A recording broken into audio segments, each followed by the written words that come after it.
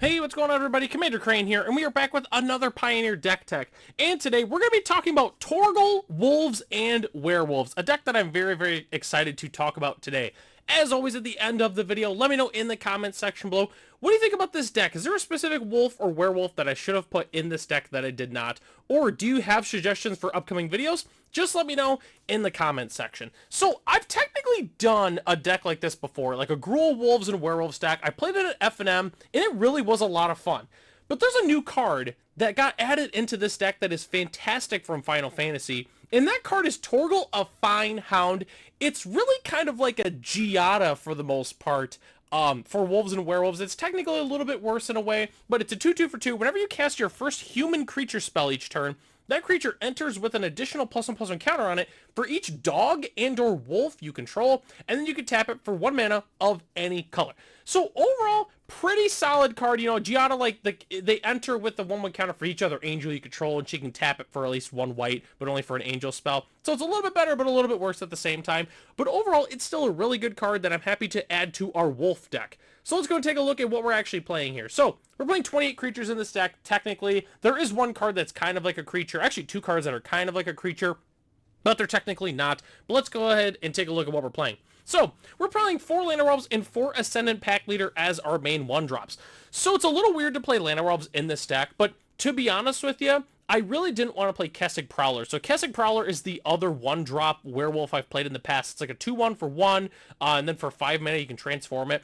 But the thing is with this deck is we really want wolves at the beginning of the game, and there's really not another good 1-drop wolf for the most part. I mean, like, we could play some, like, mediocre 1/2 with Menace or something like that, but really nothing that great. So I decided I'll just go ahead and play 4 Land Werewolves in the deck. But I do like the Ascendant Pack Leader. I think the card is just very strong in general. And then obviously we're playing the 4 copies of Torgal.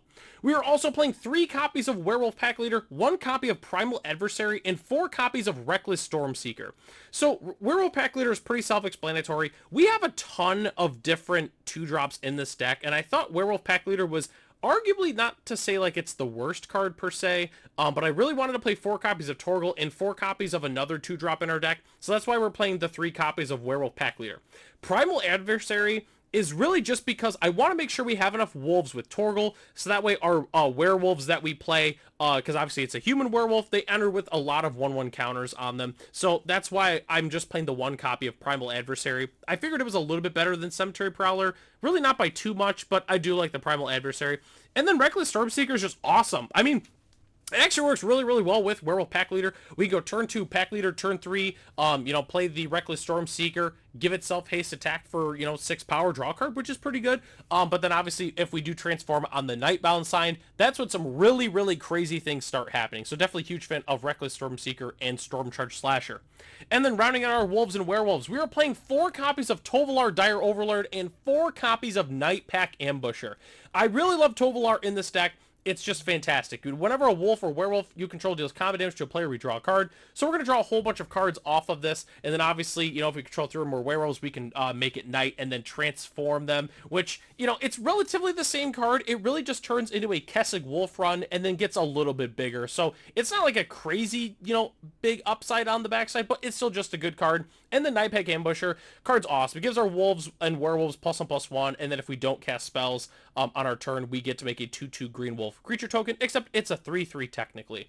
So the other cards that we have to talk about for this deck, the non-creatures, I want to say it's 10 in total, I thought. Yes. So we're playing 4 copies of Moonlight Hunt, 4 copies of Ranger Class, and 2 copies of Arlen the Pack's Hope. So Moonlight Hunt is fantastic. I mean, it's just a super awesome bite spell. Sure, it only counts with wolves and werewolves, but it's just really good. It's just each creature control that's a wolf or a werewolf deals damage equal to its power to that creature, which is just great. So if we have 10 power worth of wolves in play, we get to deal 10 damage for only 2 mana, which is just really good.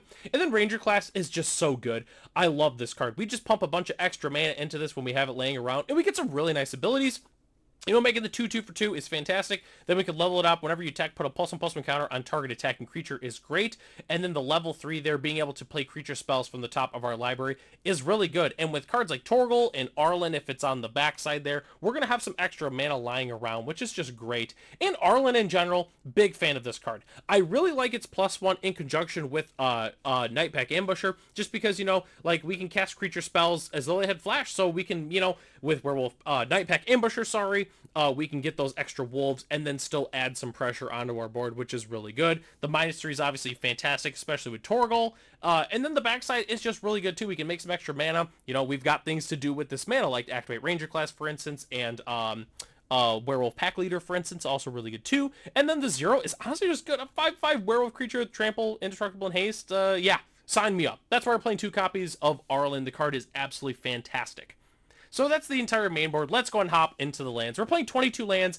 It's a pretty straightforward Gruul mana base, really nothing too crazy. We're playing 4 copies of Copperline Gorge, 4 copies of Stomping Ground, and 4 copies of Carplusian Forest. Also, Shadow, brand new Stomping Ground art, looks pretty darn solid. I'm definitely a big fan of this. I know Bruce Bernice, sorry if I mispronounced that, also did the Unfinity full arts, and I have those in my dinosaur deck, which is really cool. But we're also playing 4 copies of Crag Crown Pathway, 2 copies of Lair of the Hydra, and 2 copies of Mutavault as our main man lands. Definitely a big fan of both of those. With Torgal, it's nice. We can activate the Mutavault, and then if we cast a human werewolf, it'll get an additional counter because Mutavault is, after all creature types, which is kind of cool. So do keep that in mind if you're looking to play this deck. And then the last 2 lands is the Beseiju and the 1 basic forest. I'm not playing a mountain or like the Sekensen, just because we do have Werewolf Pack Leader, so I don't want to play a whole bunch of just lands that make only red mana in the deck. But as our spicy basic land of the day, I decided to include this forest. I've always really liked this art piece, and it was recently reprinted in the old border for Innistrad Remastered. There was also the other one, looks really good, but I felt like this one kind of fit more of the werewolf theme a little bit. Like at night, there's definitely a whole bunch of werewolves running around this forest on Innistrad, so that's why I wanted to include this one specifically. I know Jung Park is also one of the best artists just in the entire game as a whole. So that's the entire main board. Let's go ahead and hop into the sideboard here. So the sideboard is going to be relatively straightforward. I always love to mention, if your sideboard looks a little bit different than mine, that's totally fine. This is just personally based off of what I've run into in Paper Magic as well as Magic Arena.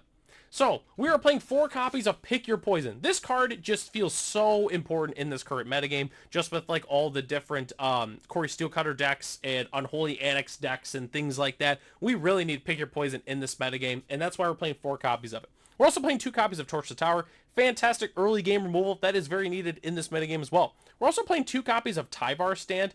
I think this card's just really good in this current metagame with all the different removal spells that's going around. It also can act as a pump spell, which is pretty sweet. We're also playing 3 copies of Outland Liberator. Again, good at destroying artifacts and enchantments, and then the Nightbound side is really good because whenever it attacks, it then destroys an artifact or enchantment, which is great. 2 copies of Cindervines. Great against a number of different decks in the metagame. All the different Spellslinger decks that are playing artifacts and enchantments. It's also great against control decks. It's really just a jack of all trades card. And then we're also playing 2 copies of Unlicensed Hurts. Guess what? It exiles graveyards. That's why we're playing it. Really nothing more than that. It's just a really, really good card. Okay, so the next thing we have to talk about is the tips and strategy for this deck. Things that I love to let people know if you're looking to play this deck, whether it be in paper or you're looking to play it online. Just a few good general tips if you're looking to, improve your gameplay with this deck. So the first thing I have to mention is Torgal only counts wolves when it comes to when you cast your first human spell. So do keep that in mind. It doesn't count the werewolves, which is why we want a good mix of wolves as well as the werewolves. So do keep that in mind. You can't just realistically play just a wolf deck with this, just because then your wolves are not humans. It's either wolves or they're human werewolves. So do keep that in mind when you're playing this deck, or, you're obviously doing your Torgal triggers, which again, when you're playing online, it's going to automatically do it for you. But if you're looking to play in paper, just make sure you keep track of what your actual wolves are. And again, it's nice because Torgal is a wolf itself, so your creatures are going to get at least 1 +1/+1 counter, which is pretty sweet. The other thing I have to mention, and this is relatively straightforward, but I have to mention this to people because I've seen a lot of people make this mistake in paper. That is, keep track of day and night. So day and night can obviously switch depending on whose turn it is, because it becomes day as soon as it enters, you know, and then if a player casts no spells during their own turn, it becomes night next turn. So it counts your turns and your opponent's turns with the day and night side. The other thing I've seen is people be like, oh, well, since I don't have any more day or night permanents in play, like, we'll just ignore it. Like, no, you have to keep track of this. It's really important, especially if it happens to be night side and we top deck like a Reckless Stormseeker. You know, normally if you weren't keeping track of it and it was just like, oh, well, I guess it's on the day side. No, if it's night, then it gets to come in on the night side. So do keep that in mind when you're playing this deck. You have to keep track of the day and night cards. It's very, very important. So the last thing we have to talk about today is the budget options for this deck. If you're looking to play this deck on a budget, what can we do to make it a little bit cheaper? So the one thing you do is budget dual lands. You know, obviously cut your Stomping Grounds and like even your Crag Crown Pathways, which really aren't too much, but you can definitely save a little bit on the dual lands. You can also cut your utility lands, most notably Boseiju as well as Mutable. They're really fantastic. I always talk about how important utility lands are in this format. So if you're looking to really play this deck, I highly recommend that you do get some of the really good utility lands that you can play in this deck. But the current list as it's constructed right now is only $143 US, which is honestly incredibly cheap for a fully tuned Pioneer deck. And I was able to get the budget list down to only $40 US. And the thing is, I didn't change any of the main board. The main board is the exact same between the two decks. The only thing that changes is the lands. That's it. I don't even think I changed the sideboard at all. That's really it. I mean, it's just expensive dual lands, which I always love to mention this.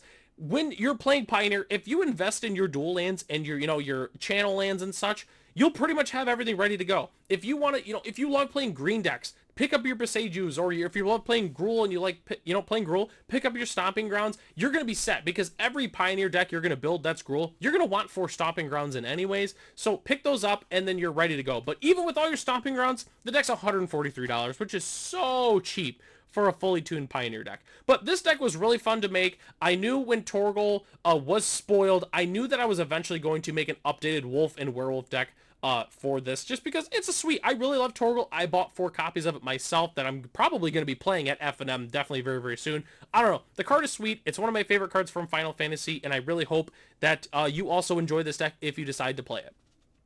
Okay, so that brings us to the end of the video here. Thanks so much for watching. The deck lists are in the description below if you'd like to check them out for yourself.